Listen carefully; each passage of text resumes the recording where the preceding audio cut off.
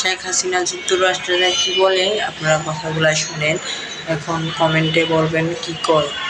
High কমিশনে ঢুকে জাতির পিতার ছবি নিয়ে অপমান করেছে, এত সাহস কোথা থেকে পায় আমি জিজ্ঞাসা করি।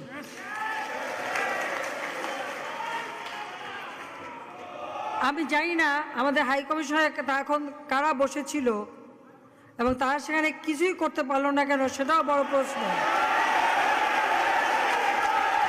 আর আমি আমার প্রবাসী যারা বাঙালি, না আমার প্রবাসী বাঙালিদেরও আমি বলবো যে যারা এই ঘটনাগুলি ঘটিয়েছে তারা চলাফেরা করে না, তাদের দেখেন না। যে হাত দিয়ে জাতির পিতার ওই ছবি নিয়ে তারা ভেঙেছে,